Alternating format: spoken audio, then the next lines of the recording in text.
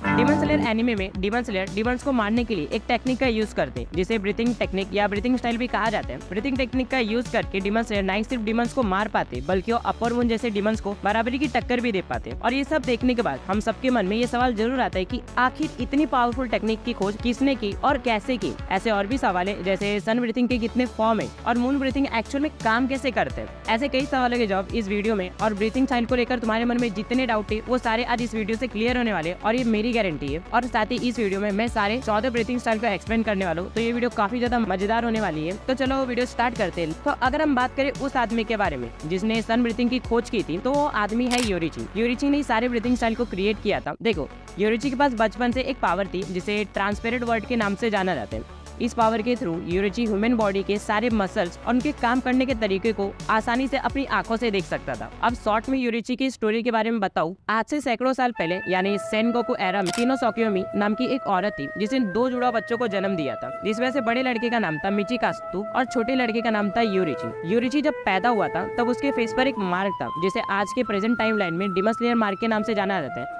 But उस time योरीची पहला human था जिसके सिर पर ऐसा मार्क था, इसलिए योरीची के पिता योरीची को एक डीमन या फिर एक पनौती टाइप कुछ समझ रहे थे, जिसकी वजह से उसके पैदा होते ही उसके पिता ने उसे मारने की सोच ली थी। लेकिन योरीची की माँ ने उसके पिता को रोक लिया और उन्हें समझाया कि ये मेरा बेटा है, तुम इसे नहीं मार सकते। लेकिन तब भी योरीची के पिता उससे नफरत करते थे और उसे एज अ बैड लकी देखते थे, इसलिए योरीची के बचपन से उसके पिता अलग अलग तरीके से योरीची को टॉर्चर किया करते थे। बट इस टॉर्चर से कभी कभार उसकी माँ उसे बचा लेती थी, लेकिन योरीची की कम उम्र में उसकी माँ चल बसी थी। इस बात का योरीची पर काफी ज्यादा इम्पैक्ट पड़ा था। इस सदमे के बाद योरीची घर छोड़कर चले जाना चाहता था ताकि वो बाहर के वर्ल्ड को एक्सप्लोर कर पाए और अपनी माँ के मौत के सदमे से दूर रह सके। और योरीची के घर छोड़ने से उसके पिता को भी कोई प्रॉब्लम नहीं थी क्योंकि वो बचपन से योरीची को एक श्राप की तरह मानते थे। योरीची के घर छोड़ने के बाद योरीची गांव दर गांव भटकता है। फिर एक दिन उसे एक लड़की मिली जिसका नाम था ऊटा। यहाँ पर ऊटा और योरीची में थोड़ा सीन क्रिएट हुआ था, मतलब थोड़ी बातचीत हुई, जिसकी वजह से योरीची ऊटा के साथ उसके घर रहने के लिए चला जाता है। फिर 10 सालों बाद योरीची और ऊटा एक दूसरे से शादी कर लेते हैं। यहाँ तक योरीची खुश था। योरीची की खुशी को उसकी पत्नी यानी कि ऊटा ने और दुगना कर दिया था ये खुशखबरी सुना के कि अब वो बाप बनने वाला है। इन्हीं खुशियों के पल में एक दिन योरीची अपने वाइफ ऊटा को घर पर अकेले छोड़कर कुछ सामान लेने के लिए बाहर चला जाता है। फिर जब योरीची अपने घर पर आता है तब वो अपनी वाइफ ऊटा की डेड बॉडी को पाता है और वहाँ की हालात देखकर योरीची को पता चल जाता है कि उसकी पत्नी को किसी डीमन ने मारा। योरीची अपनी पत्नी की डेड बॉडी को अपने गोद में रखकर पूरे 10 दिनों तक लगातार रोता है। योरीची की चीखें सुनकर वहाँ पर एक डीमन स्लेयर आ जाता है और वो योरीची को सहारा देता है। इन सब के बाद योरीची ने फैसला कर लिया था कि वो सारे डीमंस को मार देगा। बट उस टाइम डीमन स्लेयर डीमंस को मारने के लिए सिर्फ स्वॉर्ड का यूज करते थे, लेकिन सिर्फ स्वॉर्ड से पावरफुल डीमंस को नहीं मारा जा सकता। ये बात योरीची को रियलाइज हो चुकी थी, इसलिए योरीची ने अपने ट्रांसपेरेंट वर्ड के पावर का यूज करके सन ब्रीथिंग का इजाद किया। फिर ये सेम ब्रीथिंग स्टाइल को योरीची ने सारे डीमन स्लेयर को सिखाया। लेकिन कई डीमन स्लेयर ऐसे थे जिनकी बॉडी सन ब्रीथिंग के लिए कैपेबल नहीं थी, तो उन डीमन स्लेयर्स ने सन ब्रीथिंग के थ्रू अलग अलग ब्रीथिंग स्टाइल को क्रिएट किया। और यह है सन ब्रीथिंग के बनने के पीछे की कहानी कि कैसे ब्रीथिंग स्टाइल क्रिएट हुई थी। और बाकी आगे की कहानी तो हिस्ट्री है कि कैसे फ्यूचर में योरीची मुजेन को मारता है, एक्सेट्रा एक्सेट्रा। और हाँ, योरीची की बैक स्टोरी काफी ज्यादा इमोशनल है, ये तो मैंने शॉर्ट में सुना दिया। अगर तुम्हें उस योरीची की बैक स्टोरी पे डिटेल लॉन्ग वीडियो चाहिए तो कमेंट कर दो, वीडियो जल्दी आ जाएगी।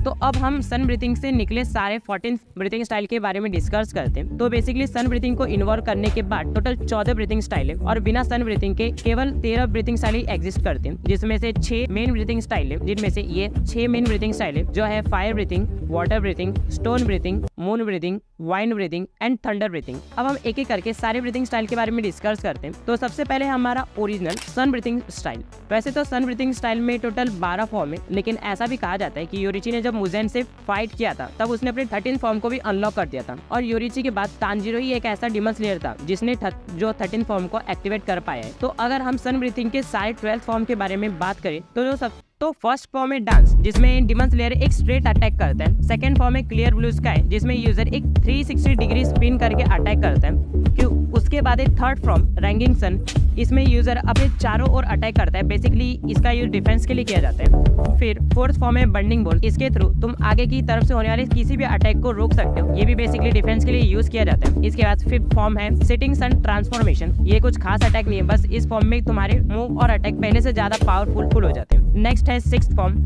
सोलर हिट, ये एक सिंगल स्लेयर अटैक है, बट इसमें जो यूजर होता है वो सन ब्रीथिंग की वजह से जो अलग अलग आग लगी होती है ना, उसके मिडल में होता है और यूजर के पूरे बॉडी पर आग लगी होती है। फिर सेवेंथ फॉर्म है बेनिफिशिएंट रैपिड है जिसमें तुम हवा में फ्लेम्स को कंट्रोल करके अटैक कर सकते हो। उसके बाद 8th फॉर्म है सनफ्लावर थ्रस्ट, इसमें तुम्हारे ब्लेड के थ्रू थ्रस्ट टाइप के एंगल से अटैक किया जाता है। 9th फॉर्म है dragon sun head to head dance, इसमें मल्टीपल स्लैशेस होते हैं जिससे तुम मल्टीपल डिमंस को एक साथ मार सकते हो। 10th फॉर्म है फायर व्हील, ये सेम 360 डिग्री अटैक है बट पहले से ज़्यादा पावरफुल और फास्ट। फिर 11th फॉर्म है फेक रेनबो, जिसमें हाई स्पीड और ट्विस्ट रोटेशन होते हैं। नेक्स्ट 12th फॉर्म है फ्लेम डांस, जिसमें वर्टिकल और हॉरिजॉन्टल स्लेस का कॉम्बिनेशन होते हैं। अब बात करें 13th फॉर्म के बारे में, तो तुम जब इन 12th फॉर्म को एक साथ रिपीट करते रहते हो ना बहुत बार, तो जाके तुम्हारा 13th फॉर्म एक्टिवेट हो जाता है। अगर तुम वीडियो के इस पार्ट तक पहुंच चुके हो और तुम्हें वीडियो मजेदार और इन्फॉर्मेटिव लग रहे हैं तो प्लीज वीडियो को अभी लाइक कर दो और कमेंट करके बता देना कि ये वीडियो तुम्हें कैसी लग रही। तो अब हम आगे के ब्रीथिंग स्टाइल के बारे में बात करें तो अब जितने भी ब्रीथिंग स्टाइल बचे, मतलब जो 13 ब्रीथिंग स्टाइल बचे, उनमें सब में सेम फॉर्म है जो हमने पहले देख लिया, मतलब स्ट्रेट, स्पिन, व्हील, ड्रैगन, सारे फॉर्म सेम ही है, बस उनमें नाम थोड़े बहुत अलग है। तो फॉर्म को लेकर हम अब आगे डिस्कस नहीं करने वाले। तो चलो अब हम आगे बढ़ते हैं। तो सन ब्रीथिंग से जो 6 मेन ब्रीथिंग स्टाइल निकले थे उनमें से पहला ब्रीथिंग स्टाइल है फायर ब्रीथिंग।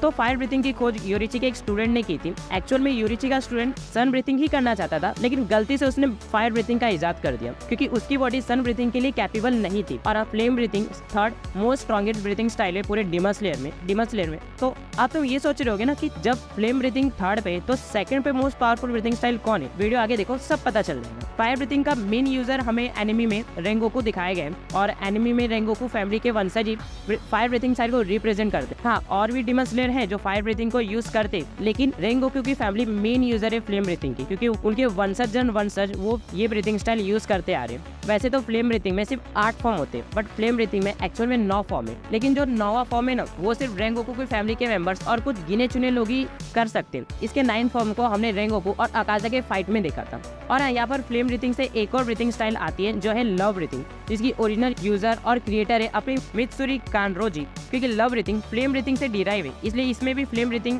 के जैसे एबिलिटीज जैसे स्पीड, स्टेमिना, स्ट्रेंथ एक्सेट्रा। और हाँ, जो मित्सुरी है वो लव ब्रीथिंग यूज करते समय एक दूसरे टाइप के स्वॉर्ड को यूज करती है, नॉर्मल कटाना से थोड़े अलग होते हैं, जिसके बारे में हम पहले भी मेरे वीडियोस में बात कर चुके हैं। तो अब हम बढ़ते हैं नेक्स्ट ब्रीथिंग स्टाइल पे जो है water breathing. Water breathing demon slayer में सबसे कॉमन ब्रीथिंग स्टाइल में से एक है क्योंकि इसके कई यूजर हमें देखने को मिले। सिंस तांजीरो खुद भी पहले वाटर ब्रीथिंग स्टाइल ही यूज करता था। तो बेसिकली वाटर ब्रीथिंग स्टाइल में टोटल 10 फॉर्म होते हैं, वही पहले वाले फॉर्म जैसे सन ब्रीथिंग में थे slice, cut, straight, wheel, dragon etcetera.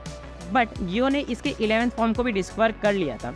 तो बेसिकली 11th फॉर्म में यूजर एकदम शांत हो जाता है और फिर अपने स्पीड और स्ट्रेंथ पे कॉन्सेंट्रेट करके उसे इतना पावरफुल अटैक बना देता है जिससे वो सिर्फ एक स्लैश में सामने वाले को खत्म कर देते हैं। बट इस फॉर्म का लॉस ये है कि इसे करने के लिए काफ़ी ज़्यादा टाइम लगता है और तुम इसे बार बार नहीं कर सकते। अब वाटर ब्रीथिंग से 2 और ब्रीथिंग स्टाइल निकले जो है फ्लावर ब्रीथिंग और सरपेंट ब्रीथिंग।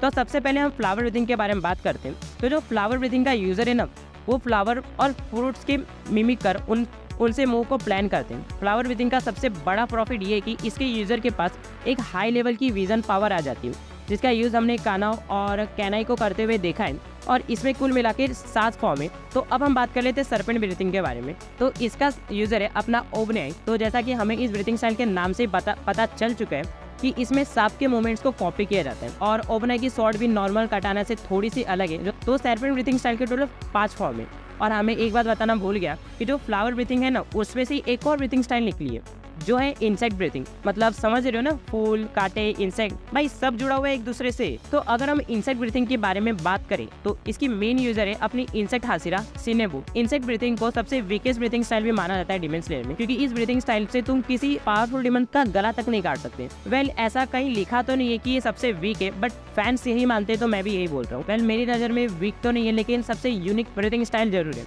तो अब तक हमने 7 ब्रीथिंग स्टाइल के बारे में डिस्कस कर लिया। तो नेक्स्ट ब्रीथिंग स्टाइल है मून ब्रीथिंग, जो सेकंड सबसे स्ट्रॉन्गेस्ट ब्रीथिंग स्टाइल में से एक है, क्योंकि इसका यूजर कोकोशिबो है। इस ब्रीथिंग में टोटल 16 से 20 फॉर्म है। अब समझ में आया ना कि ये सबसे स्ट्रॉन्गेस्ट ब्रीथिंग स्टाइल है। इस ब्रीथिंग टेक्निक का यूज कोकोशिबो सेंचुरीज से करता आ रहा है, तो कोकोशिबो ने इस ब्रीथिंग स्टाइल में मास्टरी कर रखी है। तो अब हम बात करते हैं थंडर ब्रीथिंग के बारे में। तो थंडर ब्रीथिंग को बेसिकली अपना जेनेस्टो यूज करता है। Thunder breathing basically lighting style पर बेस्ड है, जिसमें यूजर लाइट की स्पीड तक को मैच कर पाता है। थंडर ब्रीथिंग में टोटल 6 फॉर्म है, लेकिन फिर भी जेनेस्टो सिर्फ फर्स्ट फॉर्म को यूज कर पाता है। लेकिन एंटरटेनमेंट डिस्ट्रिक्ट आर्क में हमने जेनेस्टो ने गॉड लेवल स्पीड को भी अनलॉक कर लिया था। इस ब्रीथिंग स्टाइल में यूजर को मोस्टली फोर्स उसके पैरों पर लगाना होता है, जिससे उसके पैरों में थोड़ी प्रॉब्लम हो जाती है, बट वो ठीक भी हो जाती है। तो थंडर ब्रीथिंग से एक और ब्रीथिंग स्टाइल डिराइव होती है, जो है साउंड ब्रीथिंग, जिसका क्रिएटर और यूजर है टेंजिन उजुई।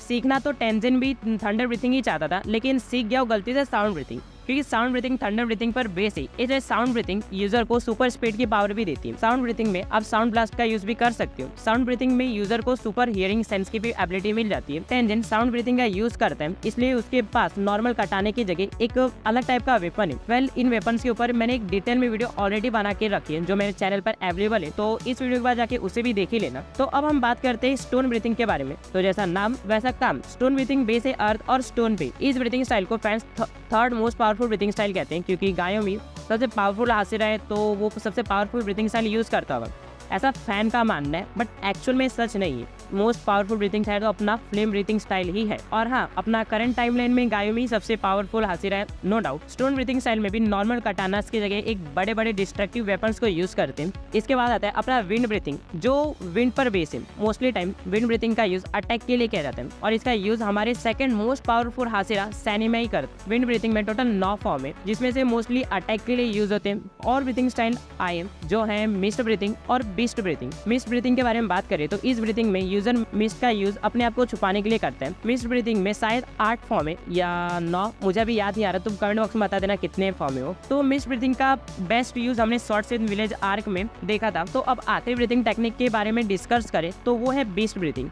इसका क्रिएटर और ओरिजिनल यूजर है अपना इनोस्के। ये ब्रीथिंग स्टाइल वाइल्ड एनिमल पर बेस है, इसलिए इसके मूव्स भी थोड़े वाइल्ड है। और जब भी इनोस्के किसी से फाइट करता है तो सामने वाला प्रिडिक्ट नहीं कर पाता कि फाइट कैसे करेगा, क्योंकि उसके जो मूव्स है वो तुम पढ़ ही नहीं सकते। इनोस्के ने ये ब्रीथिंग स्टाइल खुद ही बनाई थी बिना किसी फॉर्मल ट्रेनिंग के। इस ब्रीथिंग स्टाइल में टोटल 11 फॉर्म है। So thank you so much for watching this video. देखो, सच बोलूंगा तो इस वीडियो के लिए मैंने काफी ज्यादा मेहनत की है। मुझे इसके लिए डेटा कलेक्ट करने में 2 से 3 दिन लग गए थे, और इसके बाद मैंने बहुत सारे काम किए, जैसे वीडियो की स्क्रिप्टिंग, एडिटिंग, रिकॉर्डिंग, एक्सेट्रा। तो अब तुम वीडियो को लाइक कर दो, और अगर चैनल पे नए हो तो प्लीज चैनल को सब्सक्राइब कर देना। और ये इस वीडियो को लेकर तुम्हारे क्या ओपिनियन है ये प्लीज कमेंट बॉक्स में जाके बता देना, क्योंकि तुम्हारे ओपिनियन मेरे लिए काफी ज्यादा मैटर करते हैं। सो सायोनारा, मिलते किसी और वीडियो में।